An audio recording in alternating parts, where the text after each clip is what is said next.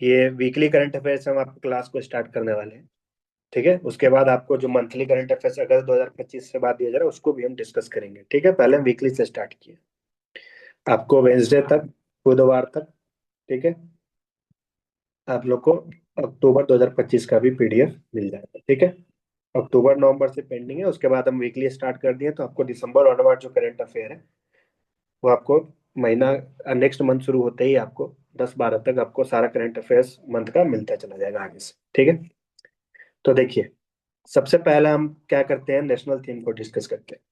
सबसे पहला क्या है, right to disconnect with hack.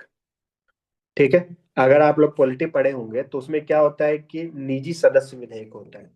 तो निजी सदस्य विधेयक क्या होता है कि जिसमें सबसे पहले तो देखिए, जो हाउस के मेंबर्स होते हैं, मतलब सदन के जो सदस्य होते हैं, लोकसभा और राज्यसभा के, तो मंत्री के अलावा जो दूसरे सदस्य होते हैं, ठीक है, उनको निजी सदस्य माना जाता है।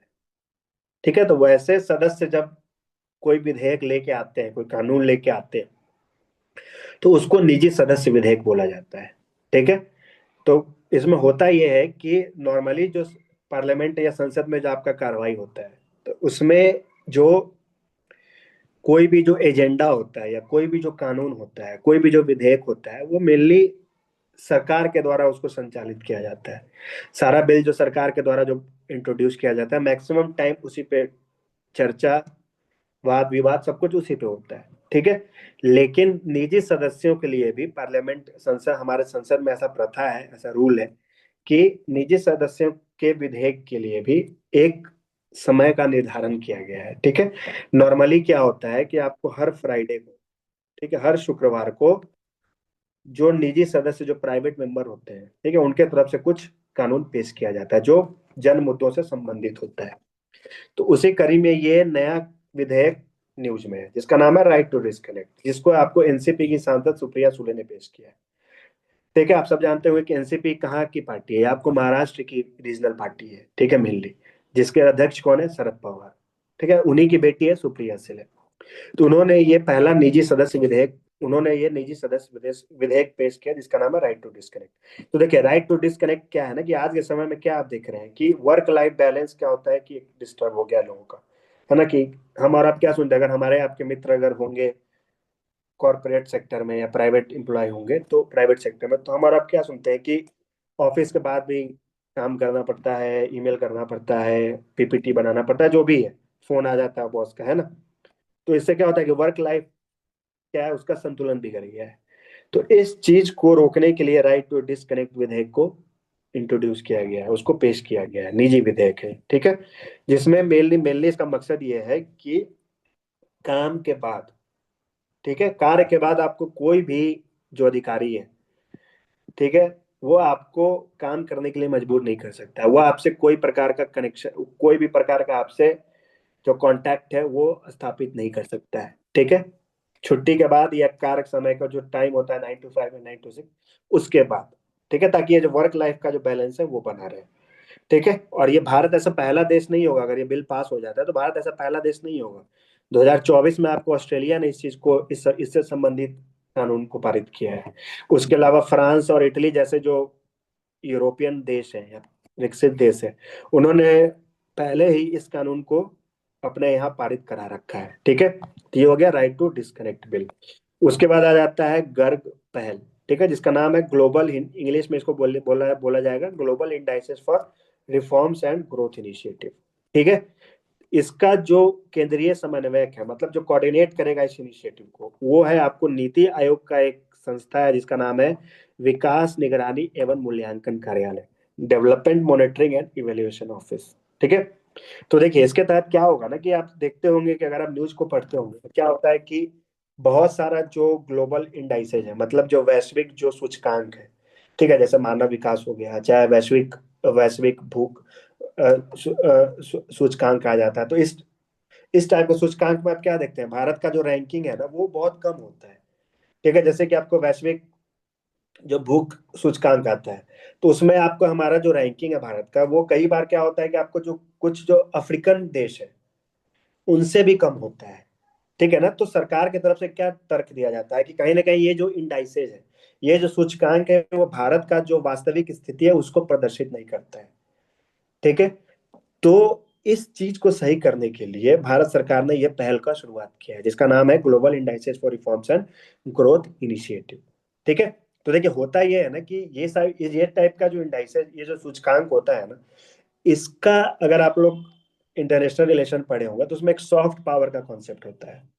ठीक है, तो जिसमें क्या होता है कि मतलब अगर रैंकिंग, अगर आपका वैश्विक भूख सूचकांक में अगर आपका रैंकिंग खराब है, आपका प्रदर्शन सही नहीं है, आपको अगर अफ्रीकन देशों के साथ या उसके नीचे अगर आपको नंबर दिया गया है, तो आपका जो वैश्विक जो इमेज है वो प्रभावित होता है, उस पे चोट पहुंचता है।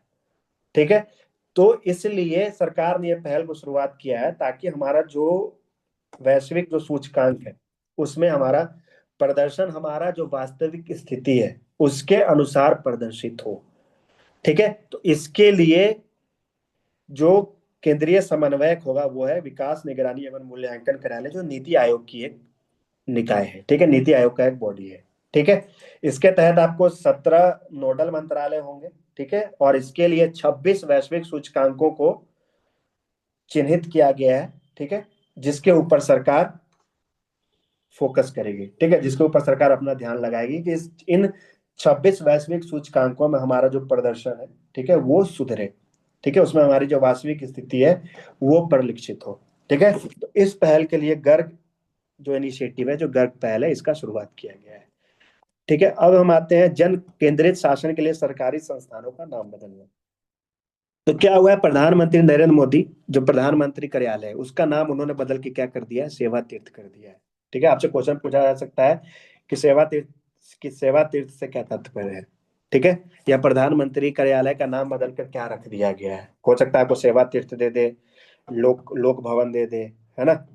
इस प्रकार से आपको ऑप्शन दे दिया जा सकता है। ठीक है, तो इसी कड़ी में क्या है कि प्रधानमंत्री कार्यालय का नाम बदल के क्या कर दिया गया, सेवा तीर्थ कर दिया गया है। उसी तरीके से जो राज्यपालों का जो आधिकारिक आवास, उसको क्या बोला जाता है, राजभवन कहा जाता है। तो ये नाम से आप क्या देख रहे हैं, राजभवन, है ना। तो ये जो लोकतंत्र की जो हम बात करते हैं तो उसके साथ ये क्या मैच तो नहीं होता है ना, है ना। तो इस चीज को सही करने के लिए क्या किया गया है कि कुछ नामों को बदला गया है, जिसमें प्रधानमंत्री कार्यालय का नाम बदल के प्रधानमंत्री नरेंद्र मोदी ने क्या कर दिया है, सेवा तीर्थ कर दिया गया। उसी तरीके से जो राजभवन का नाम है उसका नाम, उसको अब आगे से लोक भवन के नाम से जाना जाएगा। ठीक है, तो इसी कड़ी में आप क्या देखेंगे, जो भारत के प्रधानमंत्री का जो आवासीय जो आधिकारिक आवास होता था, उसका उसका पहले क्या नाम था, 7 RCR, 7 रेस कोर्स रोड। ठीक है, उसको उसका नाम बदल के क्या कर दिया गया, लोक कल्याण मार्ग, है ना, लोक कल्याण मार्ग। तो उसी कड़ी में फिर से कुछ नामों को जो उसको बदला गया है। ठीक है, अगला देखिए, भारत का पहला निजी क्षेत्र का नेविगेशन से केंद्र। ठीक है, इसका इसका जो उद्घाटन है वो इसरो के अध्यक्ष कौन है, V नारायण। उन्होंने तिरुवनंतपुरम में किया है। ठीक है, तो इस क्षेत्र का, इस केंद्र का नाम क्या है, Anant centre of excellence for navigation. ठीक है, ये भारत का पहला निजी क्षेत्र का नेविगेशन केंद्र है। ठीक है, मतलब जो एविएशन सेक्टर, एविएशन इंडस्ट्रीज में जो काम करती है। ठीक है, तो इसका जो मेन काम है ना, इसका मेन काम क्या होगा कि ये जो आपका एयरक्राफ्ट होता है, ठीक है, उसका जो मेंटेनेंस होता है, रिपेयर होता है, ओवरहॉल, मतलब उसके रख रखाव, मरम्मत और ओवरहॉल के लिए इस निजी क्षेत्र का, भारत के पहले निजी क्षेत्र के नेविगेशन केंद्र का इस्तेमाल किया जाएगा। उसके बाद ये देखिए, भारत का पहला इंटरनेशनल एयरपोर्ट। ठीक है, भारत का पहला मेजर इंटरनेशनल एयरपोर्ट। ठीक है, मतलब जिसकी वार्षिक क्षमता 4 करोड़ से ज्यादा हो। ठीक है, वैसे एयरपोर्ट की श्रेणियों में, ठीक है, पहला एयरपोर्ट जिसने वाटर पॉजिटिव स्टेटस को हासिल किया है उसका नाम है दिल्ली का इंदिरा गांधी इंटरनेशनल एयरपोर्ट। ठीक है, आप में से कोई हमको वाटर पॉजिटिव स्टेटस का मतलब बता सकता है, कोई बता सकते हैं आप लोग वाटर पॉजिटिव स्टेटस का मतलब, कोई भी कोशिश कीजिए, बता सकते हैं। देखिए, वाटर पॉजिटिव स्टेटस का ये मतलब ये होता है, हाँ बताइए क्या बता रहे हैं। ये जहाँ पर पानी उपलब्ध हो। नहीं नहीं नहीं, वो तो है ही। देखिए, इसका मतलब क्या है, इसका बात, इसका आपको पानी के संरक्षण से संबंध है। जैसे बिहार में पटना नगर निगम को मिला था ना कि वाटर पॉलिसी माने कि वाटर पॉजिटिव, यहाँ पर हर एक हाँ, जगह पानी उपलब्ध हो। नहीं नहीं, देखिए वाटर पॉजिटिव स्टेटस का मतलब होता है यहाँ पर कि जी। कितना ज्यादा आपके यहाँ मतलब इसको पानी कंजर्वेशन से इसका संबंध है, ठीक है। अच्छा अच्छा। हाँ, कि कितना ज्यादा आप पानी का सेवन करते हैं, संरक्षण वगैरह। ठीक है, और ओके। उसके तुलना में आप कितने पानी का संरक्षण करते हैं, ठीक है। अच्छा। उसको जी। वाटर पॉजिटिव स्टेटस बोलता है। मतलब वाटर पॉजिटिव स्टेटस का मतलब हो गया कि हम जितना सेवन कर रहे हैं उससे ज्यादा क्या कर रहे हैं, हम पानी को कंजर्व कर रहे हैं। कंजर्व कैसे करते हैं, जैसे रेन वाटर हार्वेस्टिंग हो गया है ना, जी। बारिश का जल का जो हम संचयन करते हैं, तो उसके माध्यम से क्या है, ऐसे ऐसे स्टेटस को वाटर पॉजिटिव स्टेटस बोला जाता है, ठीक है। तो पहला भारत का ऐसा अंतर्राष्ट्रीय एयरपोर्ट, ठीक है, जो मेजर इंटरनेशनल एयरपोर्ट जिसकी क्षमता 4 करोड़ या उससे ज्यादा है, वैसे एयरपोर्टों में पहला एयरपोर्ट जो वाटर स्टेटस को हासिल करने वाला हुआ, दिल्ली का इंदिरा गांधी इंटरनेशनल एयरपोर्ट, ठीक है। उसके बाद देखिए, लद्दाख में अभी भारत के रक्षा मंत्री ने शयोक सुरंग का उद्घाटन किया है, ठीक है। तो लद्दाख ये सब में जो हमारा क्या है, ये काफी सामरिक अगर परिदृश्य से देखिएगा तो हमारे लिए काफी ज्यादा महत्वपूर्ण जगह हो जाता है लद्दाख, ये सब के एरिया है ना। वहां पर क्या है, भारत बहुत सारा वहां पर पहले से ही बहुत सारा क्या कर रहा है, इंफ्रास्ट्रक्चर को डेवलप कर रहा है। उसी कड़ी में क्या किया, श्योक सुरंग का उद्घाटन किया है। तो देखिए ये सब जो टनल या सब रोड ये सब क्यों बनाया जा रहा है, ये सब इसलिए बनाया जा रहा है क्योंकि चाइना के साथ क्या है कि हमारा एक थ्रेट है, उसके साथ हमारा जो रिश्ता है वो क्या है, वो स्टेबल नहीं है, वो स्थिर नहीं है ना। आए दिन हम क्या देखते हैं, कहीं ना कुछ बाउंड्री सीमा विवाद या उस प्रकार का कुछ ना कुछ होते आया। जहाँ 2017 का डोकलाम देखिए, 2020 का गलवान देखिए, है ना। तो इस कड़ी में हम क्या करते हैं, अपने डिफेंस प्रिपेयर्डनेस के लिए, मतलब रक्षा, अपने सुरक्षा सुरक्षा के तैयारियों के लिए हम रोड को हम वहाँ पे डेवलप कर रहे हैं, ठीक है। इस प्रकार से हम टनल्स बना रहे हैं ताकि 12 महीने वहां पर निर्बाध तरीके से जो जो परिवहन है उसकी व्यवस्था सुनिश्चित की जा सके, ठीक है। तो उसी कड़ी में भारत के रक्षा मंत्री ने एक नए टनल का उद्घाटन किया है जिसका नाम है श्योक सुरंग, ठीक है। क्या नाम है, श्योक सुरंग। और लद्दाख में इसको भारत के रक्षा मंत्री ने इसका उद्घाटन किया, ठीक है। अब आता है काशी तमिल समागम, ठीक है, इसका चौथा संस्करण, फोर्थ एडिशन। इसको भारत के केंद्रीय शिक्षा मंत्री धर्मेंद्र प्रधान और उत्तर प्रदेश के मुख्यमंत्री योगी आदित्यनाथ ने भी वाराणसी में इसका उद्घाटन किया, ठीक है। यह 8वां, देखिए ये बहुत इंपॉर्टेंट है, इसको लेकर भारत के प्रधानमंत्री ने भी बकायदा ट्वीट किया, ठीक है। तो देखिए अभी क्या हुआ है कि महाराष्ट्र के 19 वर्ष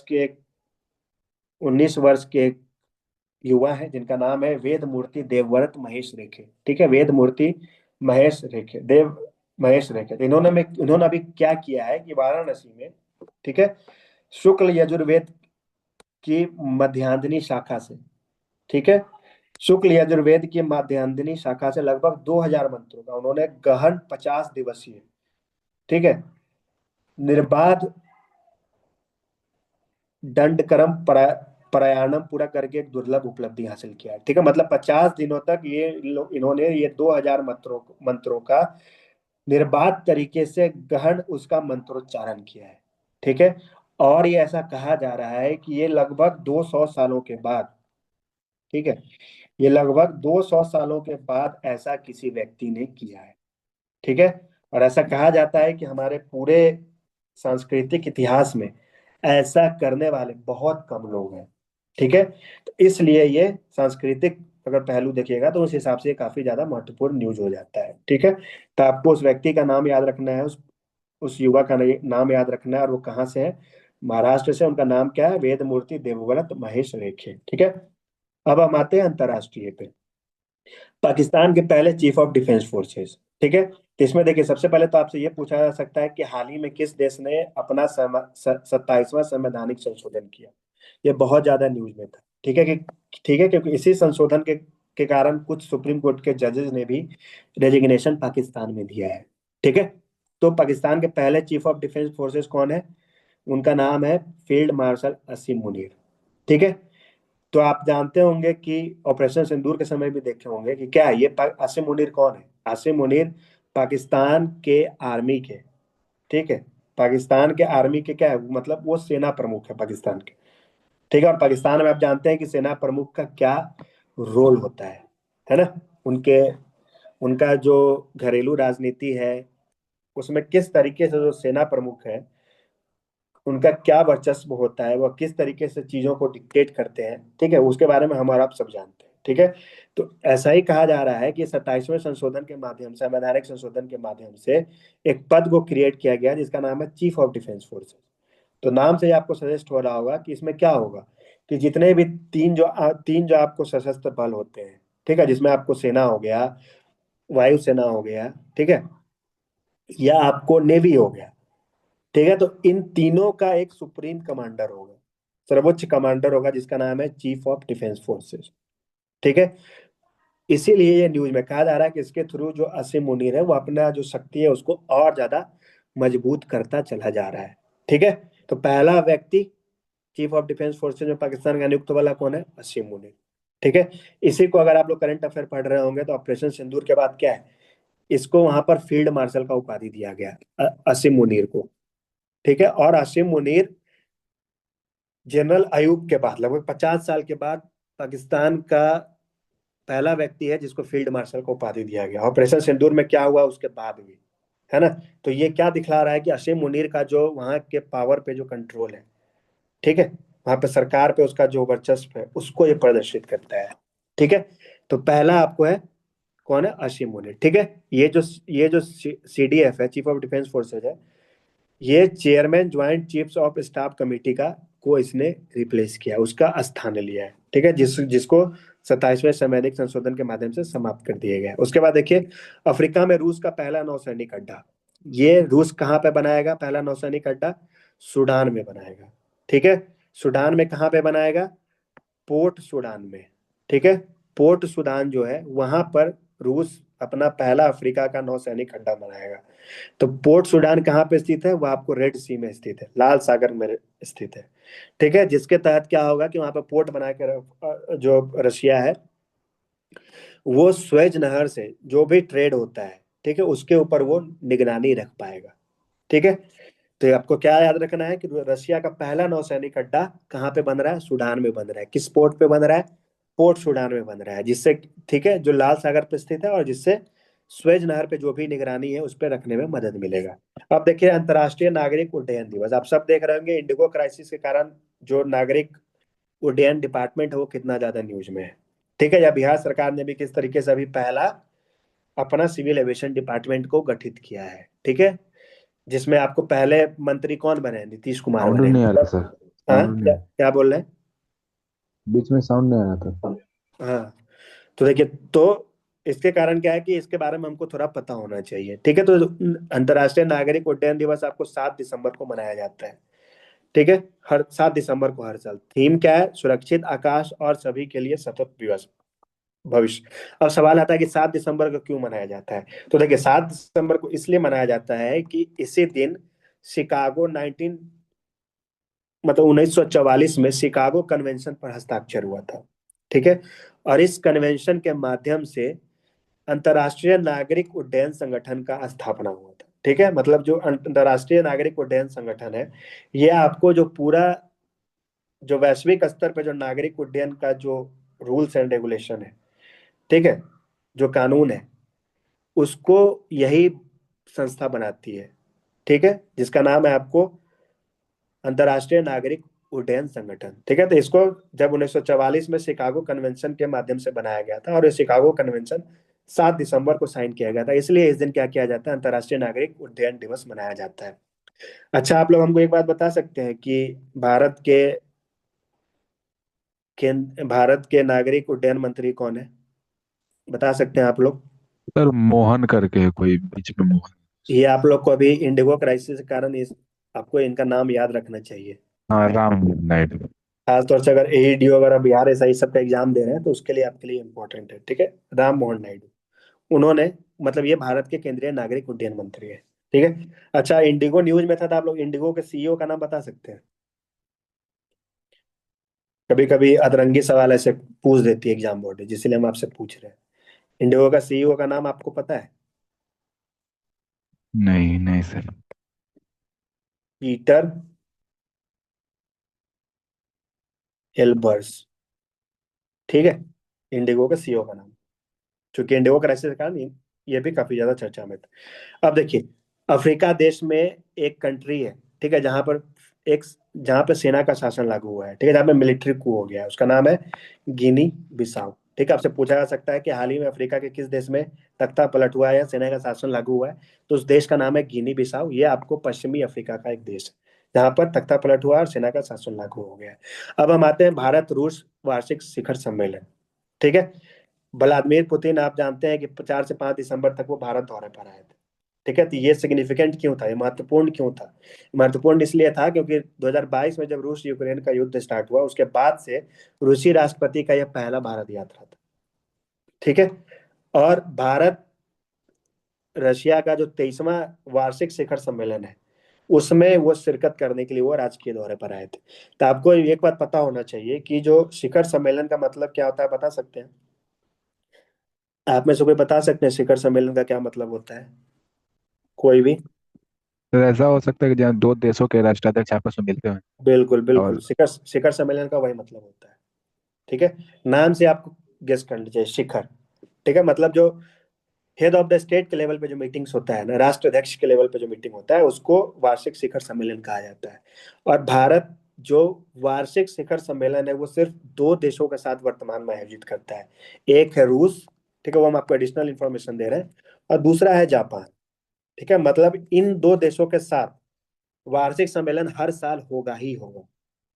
ठीक है, मतलब तो इन दोनों देशों के राष्ट्राध्यक्ष साल में एक बार आपस में इनकी मुलाकात होगी ही होगी। ठीक है, भारत सिर्फ दो देशों के साथ करता है।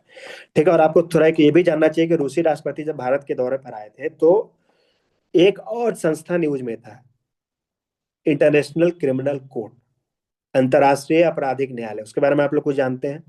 कुछ भी उसके बारे में जानते हैं? जानते हैं आप लोग? देखिए हम बताते हैं।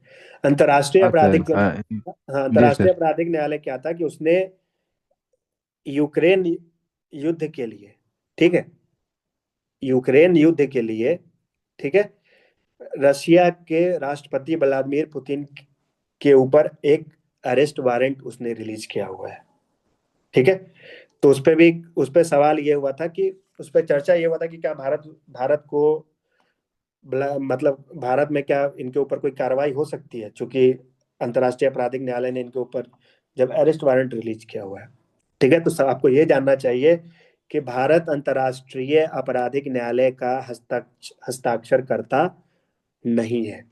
ठीक है, इसलिए उसका जो ज्यूरिसडिक्शन है, उसका जो जो भी एक्शन है, जो भी कार्रवाई है, वो उसको भारत फॉलो करने के लिए, उसका भारत अनुपालन करने के लिए बाध्य नहीं है। ठीक है, तो आपको ये थोड़ा पता होना चाहिए। अब देखिए मुख्य परिणाम क्या है। कई कई बार क्या होता है कि आपको ये लोग पूछ देंगे कि भारत और किस देश ने फलाना समझौते पर हस्ताक्षर किया। ठीक है, इस तरीके से क्वेश्चन कई कई बार पूछ दिया जाता है, इसलिए हमको कुछ जो उससे आउटकम है उसके बारे में भी हमको पता होना चाहिए। तो देखिए सबसे पहले इन दोनों देशों ने क्या किया, भारत रूस आर्थिक सहयोग के रणनीतिक क्षेत्रों के विकास के लिए एक कार्यक्रम पर, समझौते पर हस्ताक्षर किया, पहला। दूसरा ये हुआ कि भारत में रसिया एक नया ग्रीनफील्ड यूरिया संयंत्र, मतलब यूरिया प्लांट को स्थापित करेगा। ये इसको आपको बहुत इंपॉर्टेंट है, इस मुख्य परिणाम में इसको आपको जरूर याद रखना चाहिए। ठीक है, रसिया ने क्या किया कि लॉजिस्टिक समर्थन आदान प्रदान के लिए, ठीक है, इसको इंग्लिश में बोला जाता है reciprocal exchange of logistic support agreement. इस समझौते पर रशिया ने आधिकारिक तौर पर इसका क्या किया, अनुसमर्थन किया, इसकी पुष्टि की। तो ये बहुत इंपॉर्टेंट है, आपसे पूछा जा सकता है कि किस देश ने भारत के साथ reciprocal exchange of logistic support समझौते को मंजूरी दी, तो उसका क्या नाम होगा, रशिया नाम होगा। ठीक है, तो देखिए इसमें होता ही है ना कि भारत का ऐसा समझौता कुछ और देशों के साथ है, जैसे कि आपको यूएसए हो गया, अमेरिका हो गया, जापान हो गया, ऑस्ट्रेलिया हो गया, ओमान हो गया, इन सबके साथ भारत ने इस प्रकार का समझौता किया हुआ है। ठीक है, तो ये जो लॉजिस्टिकल एग्रीमेंट होता है ना, इसमें मेनली ये होता है कि मान लीजिए कि रशिया का कोई शिप है, रशिया का कोई जहाज है, वो भारतीय महासागर में वो किसी भी मिशन के लिए आया हुआ है। ठीक है, और वहां पे मान लीजिए उसको मिशन में उसको कुछ तकनीकी खराबी हो गई उसके शिप में, या उसको रिफ्यूलिंग की जरूरत है, उसका ईंधन खत्म होने वाला है, तो वो फिर ट्रेवल करके रशिया वापस उसका जाना तो उसके लिए मुश्किल है ना। तो ऐसे सिचुएशन से बचने के लिए और आपस में रक्षा सहयोग को बढ़ाने के लिए, एक दूसरे को सहयोग करने के लिए जिस देश के साथ आपका संबंध बेहतर है, ठीक है, आप ऐसे एग्रीमेंट करते हैं कि आप ऐसे सिचुएशन में एक दूसरे का जो बंदरगाह है, ठीक है, या सैन्य सुविधा है, उसका आपको लाभ मिलता है। ठीक है, जैसे रशिया को मान लीजिए कि उनका कोई शिप खराब हुआ है, उनको उनके रिफ्यूलिंग की जरूरत है, फिर से ईंधन भरने की जरूरत है, तो रशिया का शिप, मान लीजिए कि हमारा अंडमान में कोई अगर नेवल बेस है, ठीक है, या मान लीजिए कोची में कोई नेवल बेस है, तो वहां पर आके वो उसका मेंटेनेंस कर सकता है। मान लीजिए कोई तकनीकी खराब है वहां पर, हमारा जो पोर्ट है, ठीक है, या हमारा जो नेवल बेस है, वहां पर आके वो रख रखाव अपना कर सकता है, अपने जो भी उनका जहाज होगा, ठीक है, या वहां पर आके वो अपने रिफ्यूलिंग कर सकता है, ईंधन को भर सकता है। तो तो ये पूरा मतलब है आपको reciprocal exchange of logistic support agreement का। ठीक है, उसके बाद आपको रूस इंटरनेशनल बिग कैट अलायंस में औपचारिक तौर पर शामिल हो गया। आप सब जानते हुए कि इंटरनेशनल बिग कैट अलायंस जो है, जिसमें क्या है कि जो कैट्स की जो 7 वैरायटीज है, जैसे कि आपको लेपर्ड हो गया, टाइगर हो गया, इन सब के संरक्षण के लिए भारत ने क्या किया, जैसे जैगुआर हो गया, इन सब के संरक्षण के लिए भारत ने क्या किया, इंटरनेशनल बिग कैट अलायंस का शुरुआत किया है। भारत ने इसका शुरुआत किया है, और इसका जो हेडक्वार्टर है वो भारत में ही स्थापित हो रहा है। ठीक है, तो रूस भारत के इस पहल में औपचारिक तौर पर शामिल हो गया। ठीक है, उसके बाद देखिए, भारत और रूस अवैध प्रवासन से निपटने के लिए भी एक समझौते पर हस्ताक्षर किए हैं। जैसे कि आप देख रहे हो कि रशिया, अगर आप लोग न्यूज़पेपर पढ़ रहे होंगे तो आप लोग क्या देख रहे होंगे कि रशिया यूक्रेन वार में क्या है कि बहुत सारे जो भारतीय हैं उनको भी इलीगली वहां पर किसी न किसी बहाने से उनको ले जाके रशियन आर्मी के बिहाफ पे उनको फाइट करवाया जा रहा है। कितने जो भारतीय जवान है, मतलब भारतीय जो युवा है, वो भी आपको वहां पर उनकी, मतलब ये लड़ाई में उनकी भी मृत्यु हुई है, जिसके कारण भी काफी ज्यादा इसको लेके इशू रेज किया गया था। ठीक है, तो ऐसे परिस्थितियों से निपटने के लिए भी भारत और रूस ने क्या किया, अवैध प्रवासन से निपटने के लिए भी एक समझौते पर हस्ताक्षर किया है। दूसरा क्या है कि एक दूसरे के नागरिकों के लिए, ठीक है, जो लेबर फोर्स है, जो कार्यबल है, वो दोनों देशों से, मतलब दोनों देशों में फ्रीली जा सके बिना कम रोक रुकावट के।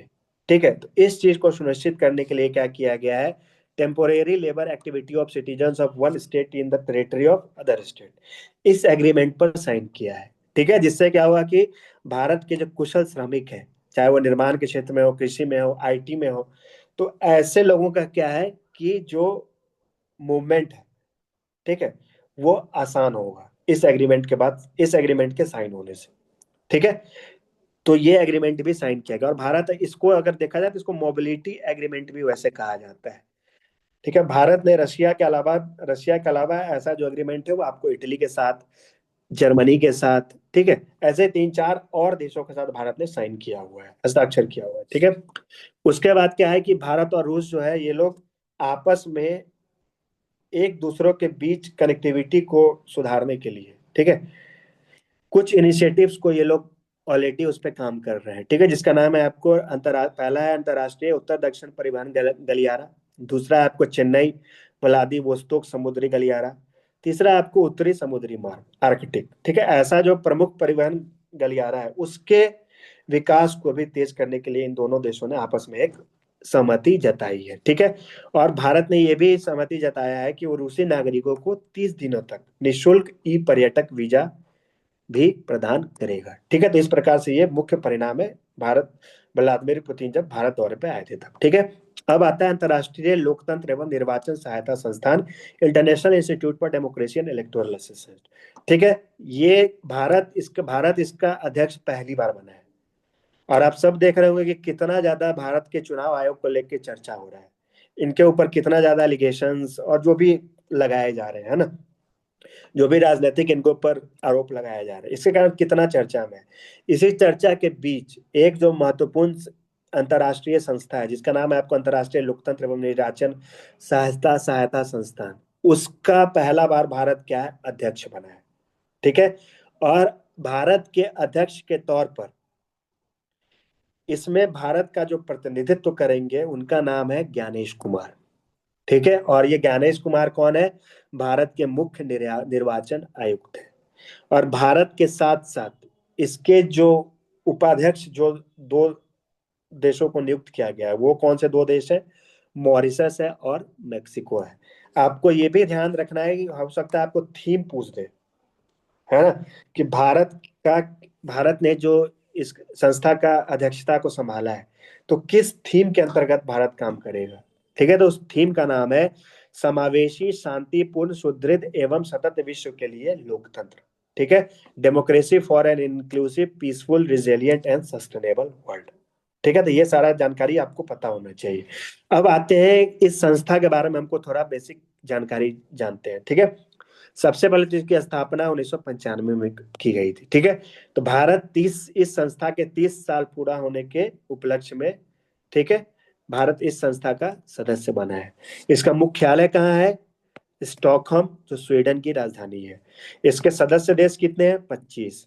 आपसे पूछा जा सकता है, 4 कंट्री का नाम दे देगा, उसमें यूएसए का भी नाम रहेगा, जापान का भी नाम रहेगा, और पूछ देगा कि क्या ये आईईडीए के मेंबर है, तो उसका क्या आपको उत्तर हो जाएगा? नहीं है। यूएसए, आप सब जानते होंगे कि आधुनिक सबसे पुराना आधुनिक लोकतंत्र माना जाता है यूएसए का। ठीक है, तो वही जो देश है यूएसए ही इसका मेंबर नहीं है। ठीक है, यूएसए और जापान इसका मेंबर कंट्री नहीं है। यूएसए और जापान इस संस्था में, इस अंतरराष्ट्रीय संस्था में एक पर्यवेक्षक के तौर पर शामिल है। ठीक है, और आपको यह भी जानना चाहिए कि भारत इस अंतरराष्ट्रीय संस्था का संस्थापक सदस्य है। मतलब 1995 से ही, शुरुआत से ही भारत इस संस्था का क्या है? सदस्य है। ठीक है, और 2003 से जो इंटरनेशनल आईडी ये है, उसको संयुक्त राष्ट्र में पर्यवेक्षक का भी दर्जा प्राप्त है। ठीक है, अब आते हैं जैविक सर और इसका मेन काम क्या है? देखिए, इसका मेन काम है कि आपस जो डेमोक्रेटिक कंट्रीज है, ठीक है, उसमें जो हम्म, लोकतांत्रिक प्रक्रिया है, जो चुनाव की प्रक्रिया है, उसको और कितना सुदृढ़ किया जा सकता है, उसको और कितना ज्यादा मजबूत किया जा सकता है, पारदर्शी किया जाता है, ये इस संस्था का मकसद है। ठीक है, समझ गए? जी जी जी सर। अब देखिए, जैविक और विषाक्त हथियार संधि, बायोलॉजिकल वेपन्स कन्वेंशन। ठीक है, आपसे सीधा पूछ देगा, चूंकि ये 50वीं वर्षगांठ है, इसलिए आपसे सीधा पूछ देगा कि ये कब लागू हुआ, बायोलॉजिकल वेपन्स कन्वेंशन। ठीक है, चूंकि इसका 50वां वर्षगांठ है, तो उसका उत्तर क्या हो जाएगा? 1975। ठीक है, और ये न्यूज में इसलिए है क्योंकि इसके 50वीं वर्षगांठ को सेलिब्रेट करने के लिए क्या किया है, भारत ने एक अंतरराष्ट्रीय कॉन्फ्रेंस का आयोजन किया था। ठीक है, 1 से 2 दिसंबर तक नई दिल्ली में, जिसका नाम था BWC के 50 वर्ष, वैश्विक दक्षिण के लिए जैव सुरक्षा को सुदृढ़ बनाना, 50 years of BWC strengthening biosecurity for the global south. ठीक है, और भारत इस कन्वेंशन पे, इस संधि पे, ठीक है, 189 देश हस्ताक्षर करता है, उसमें से भारत भी एक देश है। ठीक है, और ये जो कन्वेंशन है, ठीक है, किसी भी प्रकार के वेपन्स ऑफ मास डिस्ट्रक्शन, ठीक है, जिसको सामूहिक विनाश के हथियार बोलते हैं। ठीक है, तो सामूहिक विनाश के हथियारों की पूरी श्रेणी पर प्रतिबंध लगाने वाला यह पहला बहुपक्षीय निरस्त्रीकरण समझौता था। ठीक है, तो सामूहिक विनाश के हथियार कौन से हो जाते हैं? जैसे कि आपको केमिकल वेपन्स हो गया, जैसे कि आपको न्यूक्लियर वेपन्स हो गया, ठीक है, बायोलॉजिकल वेपन्स हो गया। ठीक है, तो पहला ऐसा संधि जिसमें पूरे हर प्रकार के बायोलॉजिकल वेपन्स पे आपको प्रतिबंध लगाया गया था। ठीक है, तो वो कौन सा ट्रीटी था? बायोलॉजिकल वेपन्स कन्वेंशन था। ठीक है, जिसकी 50वीं वर्षगांठ अभी मनाई जा रही है। और इसको हस्ताक्षर के लिए, इसको साइन के लिए 1972 में इसको खोला गया था, इसको लाया गया था, और 1975 में ये संधि पूर्ण तरीके से लागू हो गया था, जिसको सेलिब्रेट करने के लिए अभी भारत सरकार ने क्या किया है? एक अंतरराष्ट्रीय सम्मेलन का मेजबानी किया है। ठीक है, अगला देखिए, 2025 से 29 के अवधि के लिए यूनेस्को के कार्यकारी बोर्ड में भारत को पुनः निर्वाचित किया गया है। ठीक है, उसके बाद देखिए ऑपरेशन सागर बंधु। आप सब ने पढ़ा होगा कि साइक्लोन दितवा से श्रीलंका प्रभावित हुआ है। ठीक है, तो उसी साइक्लोन से वहां पर जो भी नुकसान हुआ है, ठीक है, लाइफ का, प्रॉपर्टी का, ठीक है, संपत्ति का, जिंदगी का, तो भारत मानवीय सहायता प्रदान करने के लिए, ठीक है, ऑपरेशन सागर बंधु का शुरुआत किया है। अगर आप मेंस के लिए तैयारी कर रहे हैं तो अगर आप नेबरहुड फर्स्ट पॉलिसी पढ़ रहे हैं तो उसमें भी आप इस उदाहरण को कोट कर सकते हैं। ठीक है, कि भारत फर्स्ट रिस्पॉन्डर के तौर पर, ठीक है, ऑपरेशन सागर बंधु का शुरुआत किया श्रीलंका में, जो चक्रवात इतवा से प्रभावित हुआ था उसको मानवीय सहायता प्रदान करने के लिए। ठीक है, आप लोग बता सकते हैं कि चक्रवात इतवा का नाम किस देश ने रखा था? ये तो हम आपको नवंबर का करंट अफेयर उसमें देंगे, उसमें हम बताएंगे ये आपको, लेकिन यहाँ पर आप लोग बता सकते हैं कि चक्रवात इतवा अमन का नाम। सर। हाँ हाँ, यमन। ठीक अमन। है, हाँ यमन, ठीक है। यस। उसके बाद देखिए, चौथा वार्षिक क्वाड मानवीय सहायता एवं आपदा राहत टेबल टॉप एक्सरसाइज। ठीक है, ये कहाँ हुआ? ये आपको होनोलुलु हवाई, जो यूएसए में स्थित है, वहां पर आयोजित किया गया। ठीक है, तो आपको ये याद रखना है कि कहाँ पर आयोजित किया गया। होनोलुलु हवाई, जो यूएसए में स्थित है। ठीक है, उसके बाद देखिए, क्वाड क्या है कि अक्सर न्यूज में रहता है, और खास तौर से अगर उससे संबंधित कोई मीटिंग भारत में हो तो उसके बारे में हमको जरूर पता होना चाहिए। ठीक है, सीधा आपसे पूछ देगा कि तीसरा क्वाड आतंकवाद आतंकवाद रोधी कार्य समूह, ठीक है, third quad counter terrorism working group का मीटिंग कहाँ हुआ? ठीक है, आपसे आपसे ऑप्शन दे देगा, वाशिंगटन, टोक्यो, ऑस्ट्रेलिया का कैनबरा, न्यू दिल्ली। अगर आपको नहीं पता है तो क्या, आप तो चारों में से कंफ्यूज ही होइएगा ना। ठीक है ना, तो चूंकि ये मीटिंग भारत में हुआ था इसलिए इसके बारे में हमको जानना चाहिए, और टेररिज्म कितना ज्यादा न्यूज में है वो भी हम और आप जानते हैं। तो उससे संबंधित अगर कोई भी मीटिंग हो भारत में तो उसके बारे में हमको पता होना ही चाहिए। ठीक है, तो वैसा ही तीसरा क्वाड अंतर्राधि आतंकवाद रोधी कार्य समूह का मीटिंग कहाँ हुआ? नई दिल्ली में हुआ। ठीक है, भारत नेपाल सांस्कृतिक महत्व का तीसरा महोत्सव का तीसरा संस्करण कहाँ पर आयोजित किया गया था? नेपाल के लुम्बिनी में। कहाँ पे? नेपाल के लुम्बिनी। अब देखिए, अब हम आते हैं सम्मेलन और शिखर सम्मेलन पे। पहले हम अर्थ समिट को डिस्कस करते हैं। ठीक है, अगर आपने अर्थ समिट के बारे में नहीं जानते हैं, अगर आपको ऑप्शन क्वेश्चन पूछ दिया जाए और विकल्प में पर्यावरण से संबंधित कोई रहेगा ऑप्शन, तो आप क्या करेंगे? आप उस पर टिक मार के आ जाएंगे, है ना, तो आपका आंसर गलत हो जाएगा। इसलिए आपको क्या है कि अर्थ समिट, देखिए क्या है कि इसका जो उद्घाटन है वो भारत के गृह मंत्री और सहकारिता मंत्री अमित शाह ने गांधीनगर में किया। इसको थीम से आप इसका मतलब समझ जाएंगे कि इस समिट को किस पर्पस के लिए लाया गया था। वैश्विक बदलाव के लिए ग्रामीण नवाचार को सशक्त बनाना। ठीक है, मतलब क्या है कि ऐसा ही भारत सरकार तीन और मतलब तीन समिट का आयोजन करेगा, तीन शिखर सम्मेलन का आयोजन करेगा। ठीक है, जिसका उद्देश्य क्या होगा कि ग्रामीण जो अर्थव्यवस्था है उसको सुदृढ़ करना। ठीक है, ग्रामीण विकास के लिए जो भी चुनौतियां हैं उसका हम क्या समाधान कर सकते हैं, उसमें नवाचार के माध्यम से हम जो ग्रामीण विकास के लिए हम कितना समस्याओं का समाधान हम खोज सकते हैं। तो इस चीजों पे चर्चा करने के लिए अर्थ समिट का आयोजन किया जाता है, जिसका उद्घाटन अभी भारत के गृह और सहकारिता मंत्री अमित शाह ने गांधीनगर में किया। ठीक है, इसी कार्यक्रम में नाबार्ड और केंद्रीय सहकारिता मंत्री का एक ज्वाइंट वेंचर है, एक संयुक्त पहल है, जिसका नाम है सहकार साथी सारथी। क्या नाम है? जिसका सहकार सारथी। ठीक है, जिसका इसका मकसद क्या है? इसका मकसद है आपको जो ग्रामीण सहकारी बैंक है उनको डिजिटल रूप से बदलना। ठीक है, मतलब वहां पर डिजिटल इंफ्रास्ट्रक्चर को लेके आना।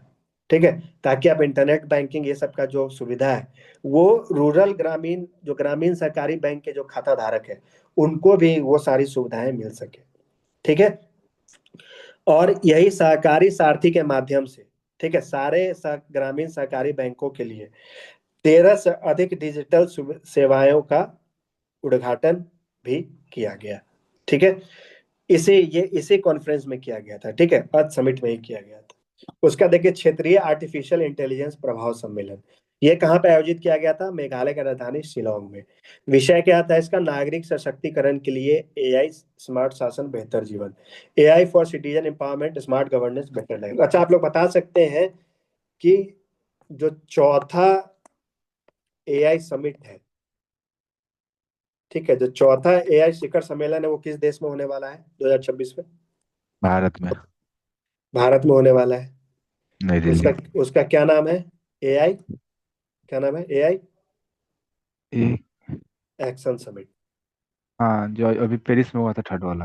हाँ, तो अभी क्या है कि भारत इसी प्रकार से जो चौथा एआई समिट है वो भारत अगले साल फरवरी 26 में हमारे देश में उसको होस्ट किया जाएगा। भारत उसका होस्ट है, भारत उसकी मेजबानी करेगा। अच्छा, आप लोग बता सकते हैं कि पहला जो वैश्विक एआई समिट हुआ था वो किस कहाँ पे हुआ था? एएसओ साउथ में? कोरिया, साउथ नहीं नहीं कोरिया सियोल। नहीं, नहीं पहला नहीं, साउथ अच्छा, कोरिया में नहीं हुआ था। ब्रिटेन में हुआ था फिर। हाँ ब्लेचले, ठीक है ना, है हाँ ना? ब्लेच। ब्लेचले यूके इंग्लैंड में हुआ था। ठीक है, अभी एएसओ का पेपर देखेंगे तो इससे क्वेश्चन पूछा हुआ है कि नहीं पूछा हुआ हाँ है हाँ। ना? तो इसीलिए हमको इसके बारे में थोड़ा पता होना चाहिए। तो पहला कब कहाँ हुआ था? ब्लेचले में। सेकेंड हुआ था सियोल में। तीसरा इसी साल फरवरी 26 में, जिसका भारत फ्रांस के साथ को सही मतलब भारत क्या किया था, फ्रांस के साथ इसका अध्यक्षता। हाँ सह मेजबानी किया था। ठीक है, सह अध्यक्षता किया था पेरिस में। ठीक है, तो उसी कड़ी में जो चौथा एआई एक्शन समिट है फरवरी 2026 में कहाँ होने वाला है? हमारे देश भारत में होने वाला है। तो उसी कड़ी में क्या है, भारत कुछ क्षेत्रीय आर्टिफिशियल इंटेलिजेंस सम्मेलन का भी आयोजन किया है, जिसमें अभी मेघालय के शिलोंग में किया गया था। ठीक है, अब देखिए 11वां भारत अंतर्राष्ट्रीय विज्ञान महोत्सव, ये आपको हरियाणा के पंचकुला में 6 से 9 दिसंबर तक आयोजित किया गया था। इसका थीम क्या है? विज्ञान से समृद्धि आत्मनिर्भर भारत के लिए। ठीक है, इसका जो आयोजन कौन किसने किया? केंद्रीय विज्ञान और प्रौद्योगिकी मंत्रालय द्वारा। ठीक है, अब देखिए हम आते हैं एप्स एंड पोर्टल। संचार साथी के बारे में आप अगर आप लोग न्यूज़पेपर पढ़ रहे होंगे तो देखे होंगे कि कितना ज्यादा चर्चा में था, है ना? तो चर्चा में क्यों था? चर्चा में इसलिए था कि सरकार ने भी दिशा निर्देश दिया था सारे मोबाइल मैन्युफैक्चरर्स को कि आपके आने वाले जो नए मोबाइल हैंडसेट्स है उसमें संचार साथी ऐप जो है, सरकार का जो ऐप है वो प्री इंस्टॉल्ड होना चाहिए। जैसे हमारा फोन खरीदते हैं तो क्या होता है, कुछ ऐप्स पहले से उसमें इंस्टॉल्ड होता है जिसको हटाना हमारे लिए लगभग नामुमकिन होता है। ठीक है, तो वैसा ही भारत सरकार ने बोला कि संचार साथी ऐप को भी आप सब सारे मोबाइल में प्री इंस्टॉल कीजिए। ठीक है, तो जिसको लेके क्या किया गया, प्राइवेसी को लेके, निजता के अधिकार को लेके, या ऐसा कंसर्न चिंता व्यक्त किया गया कि इससे जो सरकार है वो क्या किया करेगा, हमारे ऊपर सर्विलेंस को स्थापित करने की कोशिश कर रही है। ठीक है, निगरानी रखने की कोशिश कर रही है। तो इसको लेके जो हल्ला हुआ उसके बाद क्या किया सरकार ने, अपने इस डिसीजन को बैक ट्रैक किया, इस डिसीजन से अपने इस निर्णय को वापस ले लिया। ठीक है, और 71st बीपीएससी का अगर आप क्वेश्चन देखे होंगे तो उसमें एप्स एंड पोर्टल से 2 क्वेश्चन था और दोनों क्वेश्चन स्टेटमेंट बेस्ड था। ठीक है ना? तो इसलिए इस प्रकार से जो भी ऐप चर्चा में उसके बारे में हमको कुछ बेसिक जो इन्फॉर्मेशन है वो पता होना चाहिए। सिर्फ हमको ये नहीं जानना है कि फलाने ने लॉन्च किया है। ठीक है, उसके फीचर्स भी से भी क्वेश्चन पूछे गए थे इस बार। ठीक है, तो इसलिए हमको वो भी जानना जरूरी है। तो संचार साथी क्या, किसको सबसे पहले तो इसको इसको लॉन्च किसने किया था? तो भारत सरकार का दूर संचार विभाग, डिपार्टमेंट ऑफ टेलीकॉम्युनिकेशन। ठीक है, इसका मकसद क्या है? मोबाइल जो कंज्यूमर उपभोक्ता है उनको सशक्त बनाना, उनकी सुरक्षा को मजबूत करना।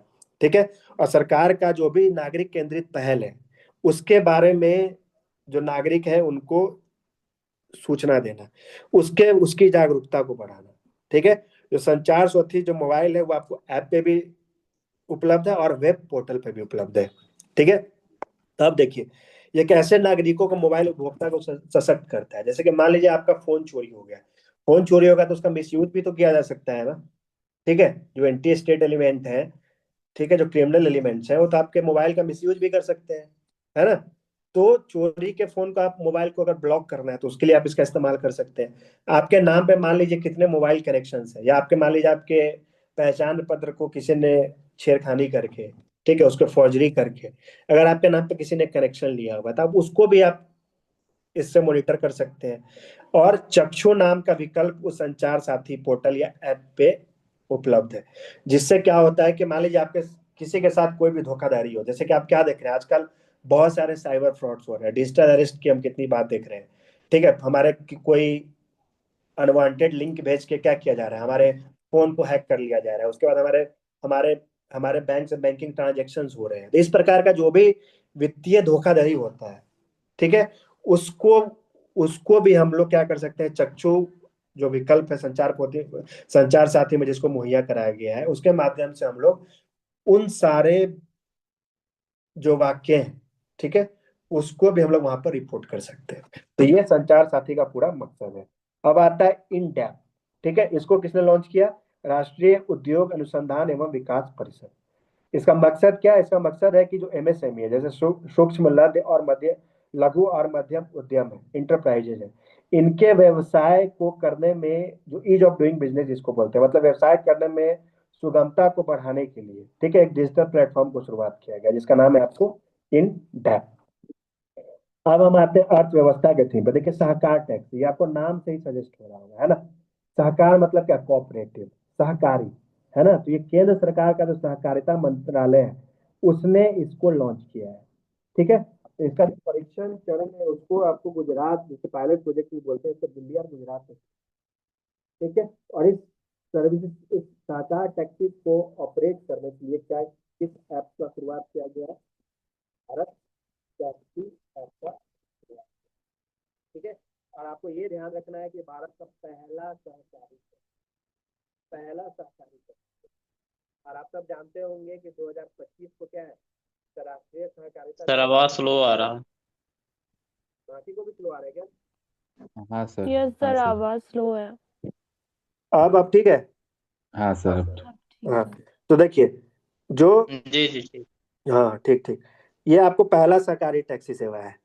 और आप सब जानते होंगे कि 2025 को क्या है, अंतर्राष्ट्रीय सहकारिता वर्ष के तौर पे मनाया जा रहा है कि नहीं मनाया जा रहा है? आप सब जानते हैं कि नहीं, सो बताइए। हाँ सर जानते हैं। ठीक है ना। Yes sir. हाँ, तो उस कड़ी में भी ये काफी महत्वपूर्ण डेवलपमेंट है, ठीक है। तो ये सबसे पहले तो क्या है, भारत का पहला सहकारी टैक्सी सेवा है। उसके बाद आपको ये जानना चाहिए कि ये क्या है, जैसे कि आप ओला उबर यूज करते हैं, तो ये सब क्या है, ये सब कैब एग्रीगेटर्स होते हैं, ठीक है। मतलब जिनके पास गाड़ी होती है और उनको, मतलब उनको आप, मतलब क्या बोलते हैं, मार्केट में अगर उनको कैब सर्विसेज के फील्ड में जाना है तो क्या करते हैं वो लोग, ओला उबर को कांटेक्ट करते हैं और वहां पर अपनी गाड़ी को रजिस्टर करते हैं, पंजीकृत करते हैं, ठीक है। और उसके बाद क्या करते हैं, वहां से उनको राइड मिलता है ना। तो इस कड़ी में क्या होता है ना कि ये जो ओला और उबर टाइप के जो एग्रीगेटर्स होते हैं वो गाड़ी के ओनर से, जो कैब ड्राइवर्स हैं उनसे कुछ कमीशन लेती है, ठीक है। एक फिक्स्ड परसेंटेज होता है कि हर बुकिंग पे आपको उतना परसेंटेज जो होता है वो इन सारे एग्रीगेटर्स को कमीशन के तौर पर जाता है। लेकिन ये जो सहकार टैक्सी को शुरुआत किया गया है, इससे पूरा जो कॉस्ट होगा, ठीक है, पूरा जो कमाई होगा वो सारा का सारा कमाई किसके पास जाएगा, वो कैब ड्राइवर्स के पास जाएगा, ठीक है। सरकार इस पे कोई भी कमीशन नहीं लेगी। तो ये इस सहकार टैक्सी सेवा का सबसे बड़ा खासियत है, ठीक है। ताकि कैब ड्राइवर्स के हाथ में ज्यादा से ज्यादा पैसा जाए, ठीक है। और एक ऑल्टरनेटिव और ग्राहकों के लिए भी एक वैकल्पिक व्यवस्था का निर्माण हो। तो ये सहकारी टैक्सी है। उसके बाद देखिए टैक्स पारदर्शिता पर ग्लोबल फोरम का 18वां पूर्ण सत्र, ठीक है। इसका उद्घाटन आपको वित्त और कॉर्पोरेट मंत्रालयों के मामले के जो केंद्रीय मंत्री है निर्मला सीतारमण ने नई दिल्ली में किया, ठीक है। इसका आपको नाम से सजेस्ट हो रहा है कि टैक्स पारदर्शिता के लिए है। सबसे पहले तो इसका थीम देखिए, थीम क्या है, टैक्स पारदर्शिता अंतर्राष्ट्रीय सहयोग के माध्यम से एक साझा विजन को साकार करना, tax transparency delivering a shared vision through international cooperation, ठीक है। तो मेनली क्या होता है कि देखिए बहुत सारी कंपनीज क्या होती है कि टैक्स अवॉइड करने के लिए क्या करती है कि अलग अलग देशों में, अलग अलग देशों के थ्रू वो इन्वेस्ट करती है, ठीक है। तो मतलब इस प्रकार से जो सीधा हमको समझना ये है, बेसिक हमको ये समझना है कि इस प्रकार से जो कंपनियां हैं जो टैक्स का बचाव करती है, ठीक है, उसको कम करने के लिए, ठीक है, ये फोरम काम करती है, ठीक है। और इस फोरम में आपको 172 सदस्य देश है, ठीक है। उसी का जो 18वां मीटिंग है, प्लेनरी मीटिंग है, जो पूर्ण सत्र है, वो अभी कहाँ पे हुआ था, नई दिल्ली में हुआ था, जिसका उद्घाटन भारत के वित्त मंत्री जो निर्मला सीतारमण है उन्होंने किया था। अब देखिए वित्तीय समावेशन के लिए राष्ट्रीय रणनीति 2025-30, इसको किसने इसको अभी लॉन्च किया है, रिजर्व बैंक ऑफ इंडिया के गवर्नर संजय मल्होत्रा ने, ठीक है। देखिए इस रणनीति को financial stability and development council की उप समिति द्वारा अनुमोदित किया गया, ठीक है। आपको ये जानना चाहिए, जस्ट हम आपको इन्फॉर्मेशन के लिए बता रहे हैं कि जो financial stability and development council, ये आपको नाम से सजेस्ट हो रहा होगा कि फाइनेंशियल स्टेबिलिटी मतलब वित्तीय स्थिरता को मेंटेन करने के लिए इस इंस्टीट्यूशन का गठन किया गया था, ठीक है। और इस इंस्टीट्यूशन का जो गठन है वो आपको 2008 में जब अमेरिका में के कारण जो ग्लोबल फाइनेंशियल क्राइसिस हुआ था, ठीक है, जो वैश्विक आपको जो फाइनेंशियल क्राइसिस जो उत्पन्न हुआ था, ठीक है, उस उसके बाद इस संस्था का निर्माण किया गया था, financial stability and development council. तो इसमें देखिए मेनली क्या होता है ना कि आपके फाइनेंशियल सेक्टर में, ठीक है, आपके वित्तीय क्षेत्र में जितने भी रेगुलेटर्स हैं, विनियामक हैं, ठीक है, जो जो विनियामक का काम करते हैं, जैसे कि आरबीआई क्या करता है, वो हमारे जो मॉनेटरी पॉलिसी है, ठीक है, उसको रेगुलेट करता है ना, जो मौद्रिक नीति है उसको रेगुलेट करता है। इंश्योरेंस के लिए कौन है, IRDAI है, ठीक है, insurance regulatory development authority of India है, ठीक है। तो इस प्रकार से हमारे देश के अलग अलग फाइनेंशियल सेक्टर और शेयर मार्केट के लिए कौन है, सेबी है। तो इस जो संस्था में, और इसके चेयरमैन कौन होते हैं, chairman financial stability and development council के चेयरमैन होते हैं भारत के वित्त मंत्री, ठीक है। और इसमें सदस्य कौन होते हैं, जितने भी आपके रेगुलेटर्स हैं इकोनॉमी के, जैसे आरबीआई हो गया, सेबी हो गया, ठीक है, IRDAI हो गया, वो सब इसके सदस्य होते हैं। तो उसी का एक उप समिति होता है, ठीक है, एक सब कमेटी होता है, जिसके अध्यक्ष होते हैं आरबीआई के गवर्नर, ठीक है। उन्होंने ही वित्तीय समावेशन के लिए राष्ट्रीय रणनीति 2025-30 को लॉन्च किया है, ठीक है। तो ये वित्तीय समावेशन को स्थिति को बेहतर करने के लिए इन्होंने 5 रणनीतिक उद्देश्य को निर्धारित किया है, ठीक है। तो वो पांच कौन से उद्देश्य हैं, ऑब्जेक्टिव है। तो पहला, वित्तीय सेवाओं का सुदृढ़ीकरण, ठीक है। उसके बाद दूसरा क्या है, संवेदनशील समावेशन, ठीक है, मतलब कि जो लिंग संवेदनशील समाज है, मतलब महिलाओं को बैंकिंग फैसिलिटीज प्रोवाइड करना, ठीक है, महिलाओं को जो को क्रेडिट फैसिलिटीज प्रोवाइड करना, ठीक है। तो ये इन सब के लिए लिंग समावेशन, ये इसका दूसरा पंचज्योति का दूसरा स्तंभ हो गया।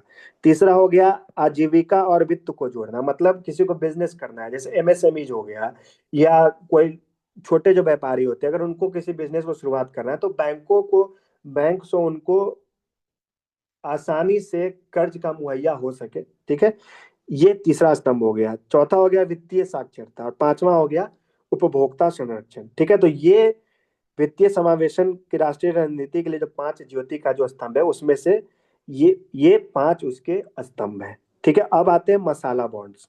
देखिए, मसाला बॉन्ड्स मेनली क्या है कि कोई भी जो हमारे यहाँ कंपनी है, अगर उसको विदेश से पैसा इकट्ठा करना है, ठीक है, मतलब विदेश से उसको पैसा लेके आना है, मतलब विदेश में जो मार्केट है, मनी मार्केट है, वहां से उसको कर्ज के तौर पे पैसा लेना है, तो वो मसाला बॉन्ड का इस्तेमाल कर सकता है। तो मसाला बॉन्ड का सबसे बड़ा खासियत ये होता है कि इस बॉन्ड के माध्यम से आप भारतीय रूपी में, ठीक है, इंडियन रूपी में आप विदेशी मार्केट से आप कर्ज ले सकते हैं, ठीक है। तो ये इंपॉर्टेंट क्यों हो जाता है, ये महत्वपूर्ण क्यों हो जाता है, ये महत्वपूर्ण इसलिए हो जाता है कि आप क्या देखते हैं कि ये जो एक्सचेंज रेट में जो फ्लक्चुएशंस होता है, ठीक है, मतलब जो हमारे करेंसी का जो विनिमय दर है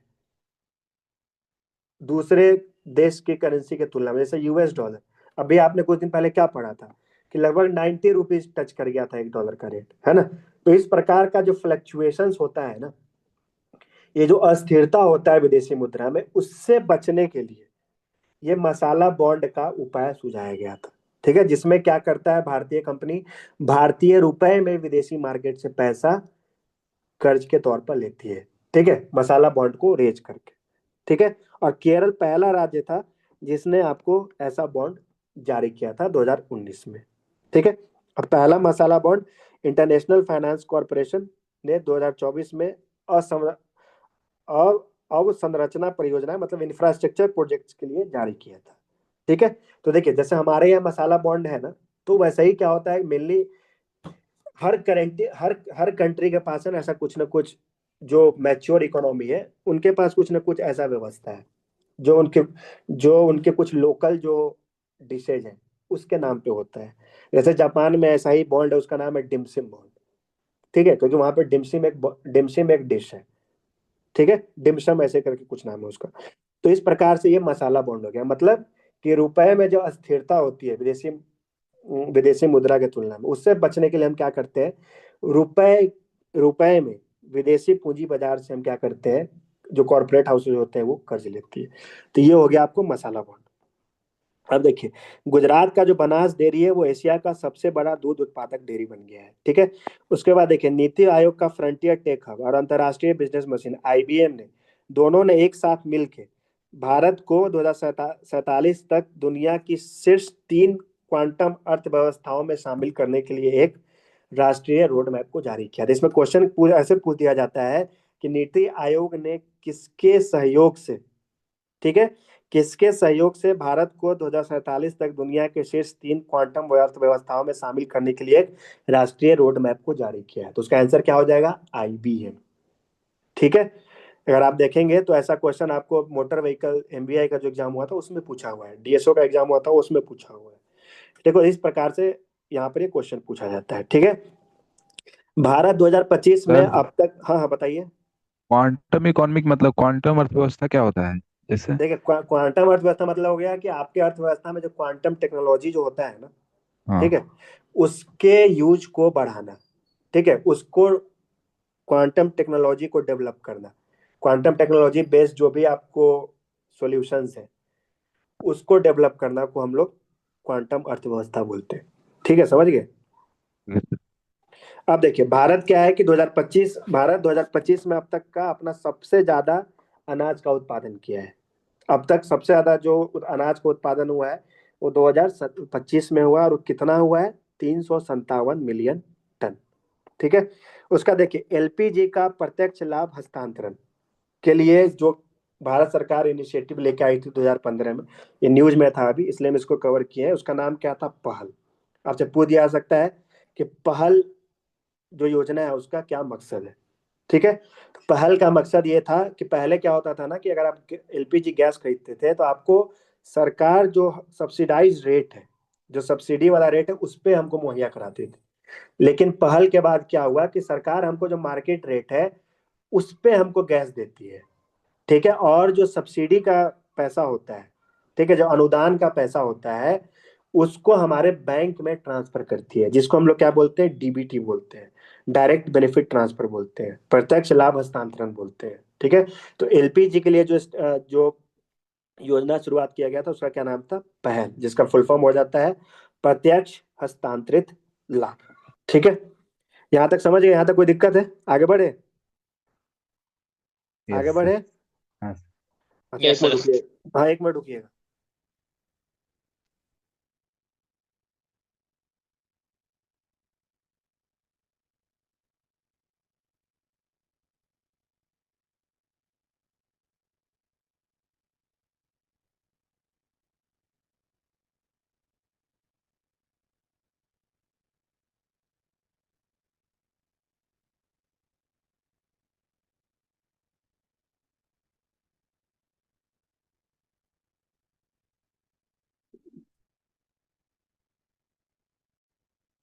देखिए अब हम करते हैं साइंस एंड टेक्नोलॉजी, ठीक है, जिसमें है अलकनंदा गैलेक्सी। ठीक है, देखिए न्यूज में इसलिए रहा है क्योंकि अभी भारत के जो खगोलविद है, ठीक है, जिसका नाम है राशि जैन और योगेश वाडेकर, उन्होंने जेम्स वेब टेलीस्कोप के आंकड़ों का उपयोग करते हुए अलकनंदा अलकनंदा नामक एक सर्पिल आकाशगंगा का खोज किया है। ठीक है, यह खोज पुणे में Tata institute of fundamental research के national centre for radio astrophysics में किया गया है। ठीक है, देखिए ये आपको इसका जो नाम है आकाशगंगा का नाम, ये जो नया आकाशगंगा खोजा गया है उसका नाम आपको अलकनंदा नदी के नाम पर रखा गया है। ठीक है, तो ये न्यूज में इसलिए है क्योंकि ये जो गैलेक्सी खोजा गया है, यह आकाशगंगा जो खोजा गया है, इसको बताया जा रहा है कि यह ब्रह्मांड में, ये ब्रह्मांड में जब एग्जिस्ट, ये ब्रह्मांड में, ठीक है, ये 101.5 अरब साल पुराना है। ठीक है, यह 1.5 अरब पुराना गैलेक्सी है। ठीक है, आकाशगंगा है जिसको अभी भारत के वैज्ञानिकों ने खोजा है। ठीक है, और इसको लेके सवाल, इसको लेके चर्चा इसलिए हो रहा है कि कहा जा रहा है कि जिस पीरियड का, जिस समय का आकाशगंगा इसको बताया जा रहा है, ठीक है, तो उस समय के आकाशगंगा में खासियत ये होता था कि उस समय का आकाशगंगा व्यवस्थित नहीं होता था। ठीक है, अब वो अत्यंत अव्यवस्थित होता था, उसका कोई एक फिक्स्ड ढांचा नहीं होता था। ठीक है, तो इस ये जो ढांचा है, ये जो गैलेक्सी खोजा गया है, ये जो अलकनंदा गैलेक्सी खोजा गया है, वो ये जो अवधारणा अब तक था उससे अलग है। ठीक है, मतलब कि ये जो गैलेक्सी है, ये जो आकाश गंगा है, जैसे हमारा जो सोलर सिस्टम है वो किस आकाशगंगा में स्थित है, वो मिल्की वे आकाशगंगा में स्थित है, जिसको हिंदी में मंदाकिनी मंदाकिनी मिल्की वे आकाश, जिसको हम हिंदी में क्या बोलते हैं, मंदाकिनी भी बोलते हैं। ठीक है, तो देखिए, तो वैसे ही उसी तरीके से ये जो गैलेक्सी है उसी तरीके से क्या है, व्यवस्थित है। ठीक है, स्ट्रक्चर्ड है। इसलिए क्या है कि ये आपको काफी ज्यादा एक सिग्निफिकेंट डेवलपमेंट जिसको माना जा रहा है इस गैलेक्सी को। ठीक है, एक बार रुकिए।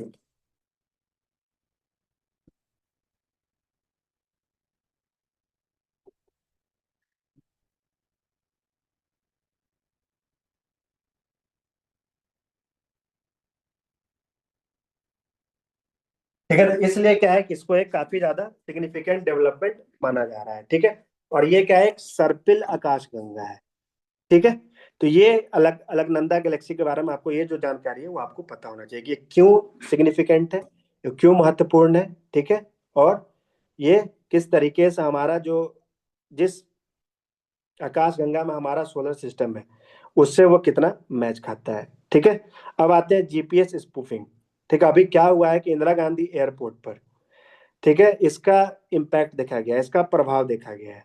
ठीक है, तो जीपीएस स्पूफिंग ये होता है कि आपको, जैसे हमारे आपके मोबाइल में क्या जीपीएस इंस्टॉल होता है ना, तो जीपीएस स्पूफिंग में ये होता है कि इसके माध्यम से जो सिग्नल्स हैं, ठीक है, डिवाइसेस पे गलत सिग्नल्स भेजे जाते हैं। ठीक है, जिससे क्या होता है कि आपका जो फ्लाइट्स है, ठीक है, वो गलत दिशा में जा सकता है, या उसके बारे में आपको गलत जान, जो एयर ट्रैफिक कंट्रोल होता है जहां से पूरा नेविगेशन सिस्टम कंट्रोल होता है, वहां पर गलत जानकारी, वहां पर आपको गलत जानकारी प्रदर्शित हो सकता है। जिससे क्या होगा कि पूरा मतलब उसको उसको अगर वैसा अगर होता है बड़े पैमाने पे तो उससे एक पूरा अव्यवस्था डेवलप हो सकता है। ठीक है, तो ये जीपीएस स्पूफिंग होता है, जिसमें क्या होता है कि सिग्नल गलत भेजा जाता है। लेकिन जीपीएस जैमिंग में क्या होता है कि आपको कंप्लीट सिग्नल को ही ब्लॉक कर दिया जाता है, वहां पर आपको कोई सिग्नल नहीं मिलेगा। ठीक है, तो ये जीपीएस स्पूफिंग का कॉन्सेप्ट है जो अभी न्यूज में था। अब आते हैं सिम बाइंडिंग। सिम बाइंडिंग को लेकर जो भारत का दूरसंचार विभाग है, जो डिपार्टमेंट ऑफ टेलीकम्युनिकेशन है, उसने क्या किया है कि आपको जितने भी मैसेजिंग प्लेटफॉर्म्स है, जैसे कि व्हाट्सएप हो गया, टेलीग्राम हो गया, ठीक है, उन सब के लिए ये एक नया दिशा निर्देश जारी किया है। ठीक है, जिसमें ये बताया गया है कि अगर आपके मोबाइल में जो ये जो ऐप अगर आप इस्तेमाल कर रहे हैं, ठीक है, अगर आप ये इस्तेमाल कर रहे हैं तो आप जिस भी नंबर से आप इस्तेमाल कर रहे हैं इन सारे मैसेजिंग ऐप्स को, तो वो नंबर का जो सिम है आपके मोबाइल में इंस्टॉल्ड होना चाहिए। ठीक है, इसको बोला जाता है सिम बाइंडिंग। ठीक है, तो भारत सरकार ने अभी सारे मैसेजिंग प्लेटफॉर्म्स के लिए ये दिशा निर्देश को अनिवार्य किया है।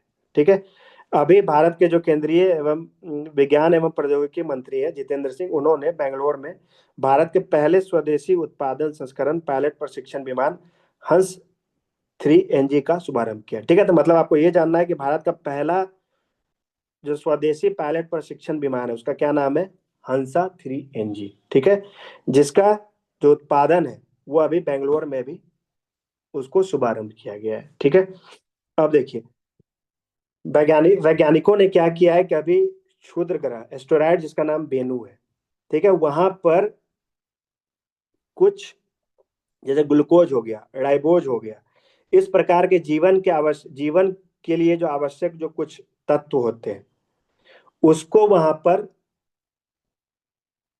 मतलब एस्टेरॉयड बेनू क्षुद्र ग्रह से जो सैंपल्स लेके आया गया था, ठीक है, उसको स्टडी करने के बाद ये सारे एलिमेंट उसमें पाए गए। तो आपसे क्वेश्चन ये पूछा जा सकता है कि हाल ही में किस एस्टेरॉयड पे वैज्ञानिकों ने ग्लूकोज का नमूना प्राप्त किया या राइबोसोम इस प्रकार का नमूना प्राप्त किया, इससे आपसे क्वेश्चन पूछा जा सकता है। तो वो क्षुद्र ग्रह कौन सा है, बेनू। ठीक है, अब हम आते हैं रक्षा पे। अभ्यास हरिमाओ शक्ति, ठीक है, ये आपको भारत और मलेशिया के बीच होने वाला सैन्य अभ्यास है।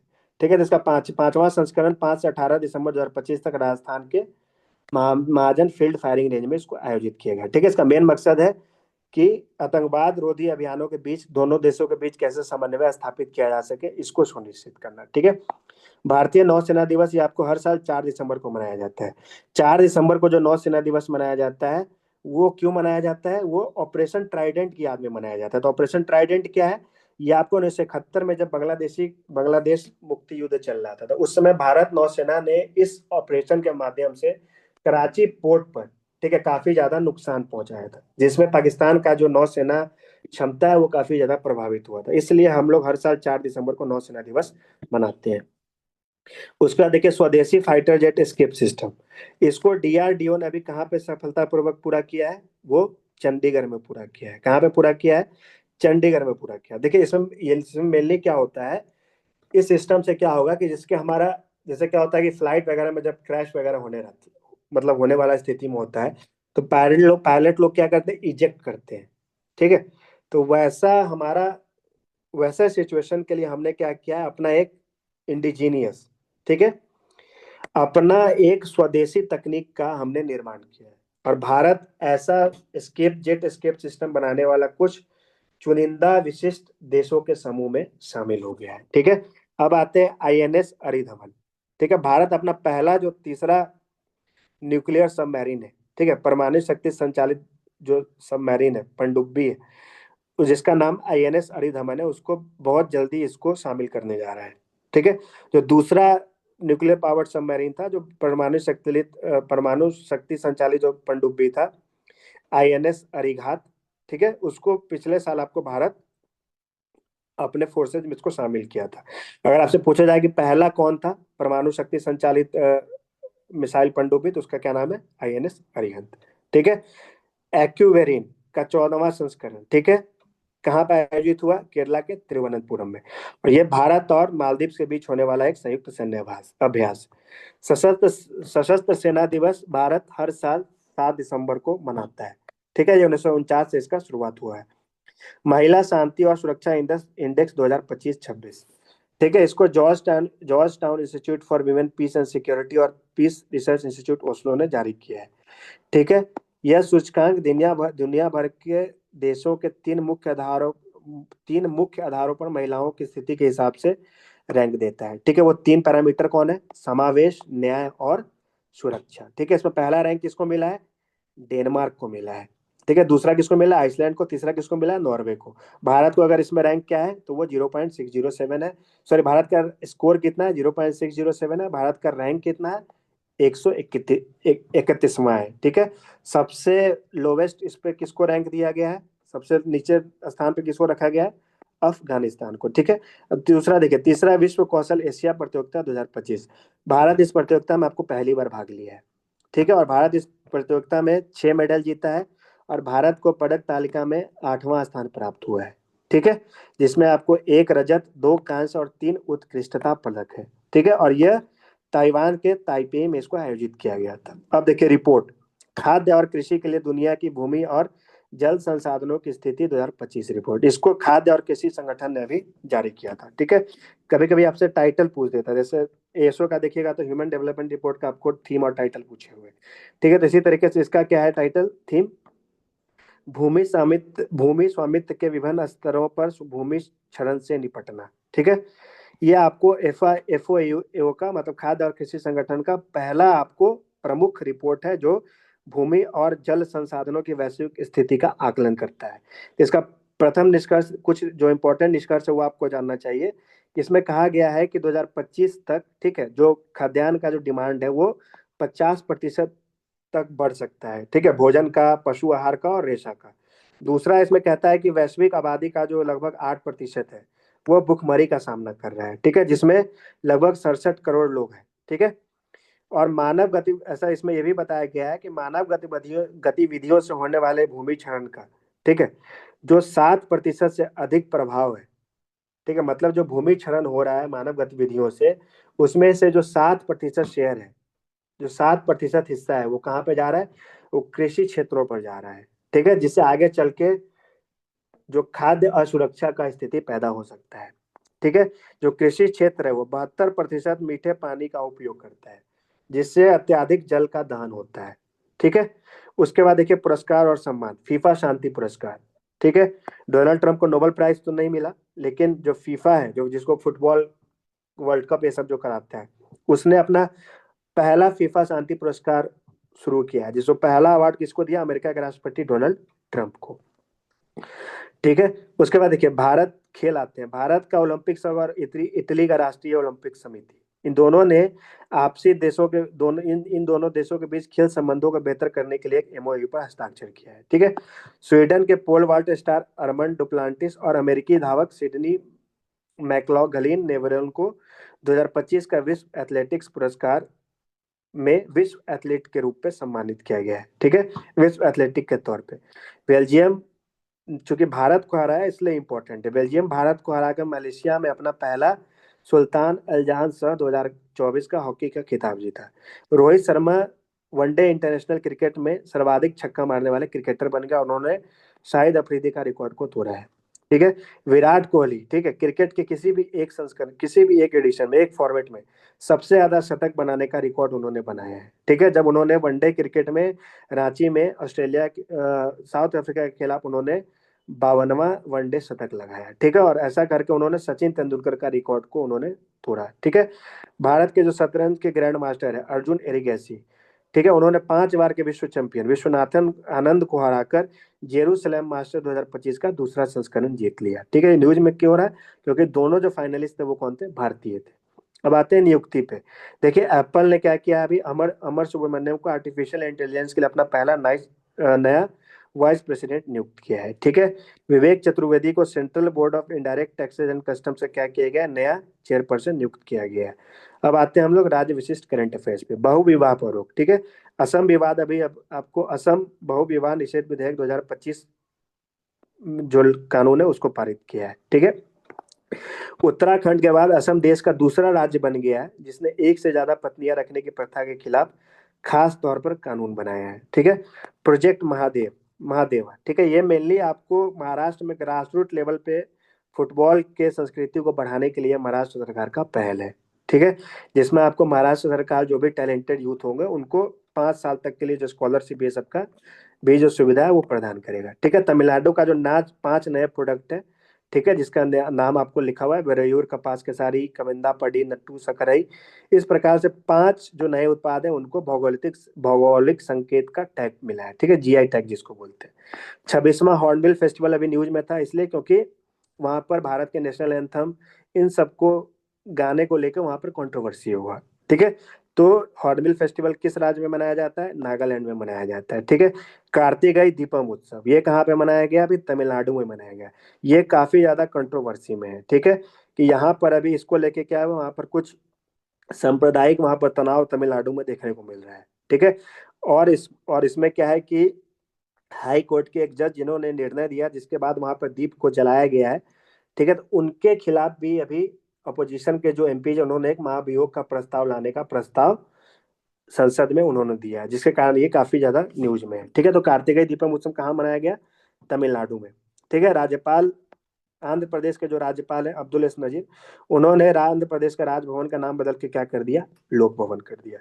अब आते हैं बिहार करंट अफेयर। देखिए मुख्यमंत्री भारत दर्शन योजना, ठीक है, ये आपको नाम से सजेस्ट हो रहा होगा, तो ये बिहार सरकार का इनिशिएटिव है जिसमें क्या हुआ कि जो सरकारी माध्यमिक विद्यालय के छात्र हैं उनको भारत का जो भी ऐतिहासिक सांस्कृतिक और प्राकृतिक धरोहर है, ठीक है, उन उनसे उनको अवगत कराया जाएगा। ठीक है।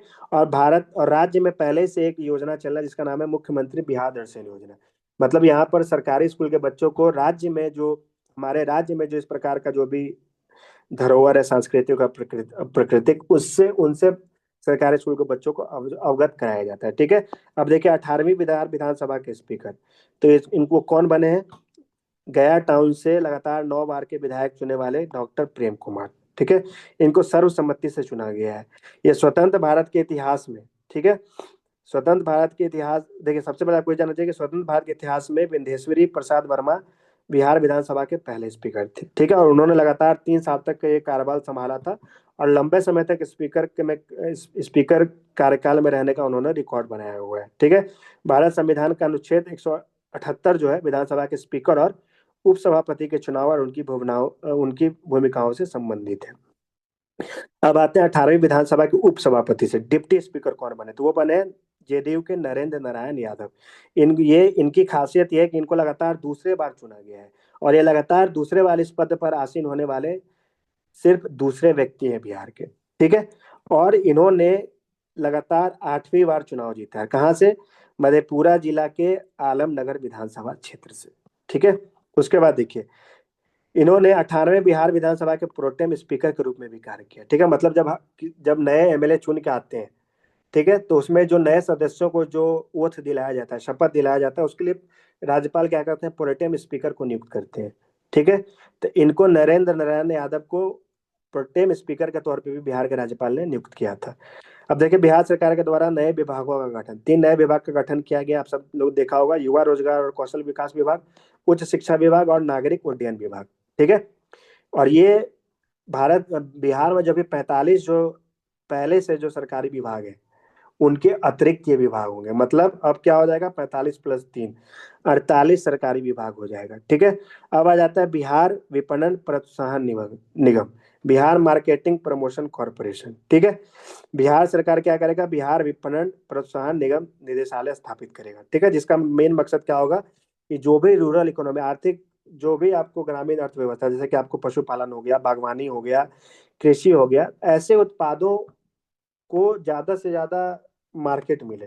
ठीक है, उनको मार्केट के पास उनकी जो उपलब्धता है वो ज्यादा सुगम हो। इस चीज को सुनिश्चित करने के लिए बिहार सरकार ने घोषणा किया है कि अभी बिहार विपणन प्रोत्साहन निगम का गठन किया जाएगा। नीतीश कुमार पहला ऐसा व्यक्ति बने हैं जिन्होंने 10वीं बार मुख्यमंत्री का शपथ लिया है। ठीक है, पहले देश के ऐसे व्यक्ति बने हैं, और इस चीज को जो world book of records London है, उसने आधिकारिक तौर पर मान्यता दी है। ठीक है, अब देखिए, किताब and author, Bharat that is India reclaiming our identity, इसके ऑथर कौन है, अभिजीत जोग। विकास पुरुष का ऑथर कौन है, मुरली मनोहर श्रीवास्तव। इसका उद्घाटन अभी पटना बुक फेयर में बिहार के मुख्यमंत्री नीतीश कुमार ने स्वयं किया है, इस किताब का विमोचन। ठीक है, और ये किताब आपको नीतीश कुमार के ऊपर ही है। अब आते हैं श्रद्धांजलि स्वराज कौशल। ठीक है, ये आपको भारत के जो पूर्व केंद्रीय मंत्री सुषमा स्वराज है, उनके ये पति हैं। ठीक है, और ये मिजोरम के पूर्व राज्यपाल और वरिष्ठ अधिवक्ता थे। इनको मेनली जो मिजोरम शांति समझौता पर हस्ताक्षर में इन्होंने जो महत्वपूर्ण भूमिका निभाया था, उसके लिए इनको जाना जाता है। ठीक है, और ये 1987 में मिजोरम के पहले महाधिवक्ता, पहले एडवोकेट जनरल भी नियुक्त किए गए थे। फ्रैंक गहरी कौन है, जिनका हाल में निधन हुआ है, ये विश्व प्रसिद्ध वास्तुकार है, आर्किटेक्ट है। ठीक है, तो आपसे पूछा जा सकता है कि फ्रैंक गहरी कौन थे। ठीक है, तो कौन थे, वो विश्व प्रसिद्ध वास्तुकार थे। अब देखिए मिसिलेनियस, रेज बाइट क्या होता है, हर साल जैसे ऑक्सफोर्ड हो गया, कैम्ब्रिज हो गया, ये सब क्या होता है कि कुछ वर्ड ऑफ द ईयर ये लोग अनाउंस करते हैं। इसी तरह ऑक्सफोर्ड यूनिवर्सिटी क्या क्या रेज बाइट को 2025 का शब्द या वाक्यांश चुना है। ठीक है, तो इसको देखिए, रेज बाइट का मतलब ऑक्सफोर्ड ये डिफाइन किया है कि जो भी, जैसे क्या होता है कि सोशल मीडिया में लोग इंगेजमेंट के लिए, है ना, अपने प्रसिद्धि के लिए वो लोग क्या करते हैं, कुछ जो भावनात्मक जो मुद्दे होते हैं या उत्तेजक जो मुद्दे होते हैं, उस पे वो लोग पोस्ट करते हैं ताकि उनके फॉलोअर बढ़े, उनका एंगेजमेंट बढ़े। तो ऐसे शब्द को ऑक्सफोर्ड डिक्शनरी ने क्या बोला है, रेज बाइट बोला है। ठीक है, और उसको 2025 का शब्द या वाक्यांश चुना है। ठीक है, वैज्ञानिकों ने अभी लगभग 3.5 मिलियन पुराना जो जीवाश्म, जो फॉसिल है, बुर्टेल फूट, उसका जो मिस्ट्री है, उसका जो रहस्य है, उसको सुलझा लिया। ठीक है, तो आपसे पूछा जा सकता है कि बुर्टेल फूट जो जीवाश्म है, उसको कहाँ पाया गया था। ठीक है, तो वो कहाँ पाया गया था, इथोपिया में। विश्व मृदा दिवस, वर्ल्ड सॉइल दिवस कब मनाया जाता है, 5 दिसंबर को। अंतर्राष्ट्रीय दिव्यांग जन कब मनाया जाता है, 30 दिसंबर को। ओडिशा के मुख्यमंत्री मोहन चरण मांझी ने अभी उड़ीसा के कोणार्क में 15वां अंतर्राष्ट्रीय सैंड आर्ट महोत्सव का उद्घाटन किया। ठीक है, अंतर्राष्ट्रीय चीता दिवस कब मनाया जाता है, हर साल 4 दिसंबर को। ठीक है, चीता के संरक्षण के लिए भारत सरकार ने क्या क्या इनिशिएटिव ले रही है, वो आप सबने पढ़ा होगा, है ना, कि हम साउथ अफ्रीका से चीता लेके आए, अभी बोत्सवाना पे जब राष्ट्रपति गई थी, वहां से भी हम कुछ चीता लेके आने वाले थे। मतलब चीता कंजर्वेशन, चीता के संरक्षण को लेके, मतलब चीता के रीइंट्रोड्यूस करने के लिए भारत सरकार बहुत सारे इनिशिएटिव्स को ले रही है। इसलिए हमको ये पता होना चाहिए कि अंतर्राष्ट्रीय चीता दिवस कब मनाया जाता है, तो हर साल 4 दिसंबर को मनाया जाता है। ठीक है, तो ये आपका पूरा वीकली 1 से 8 दिसंबर तक का करंट अफेयर्स था।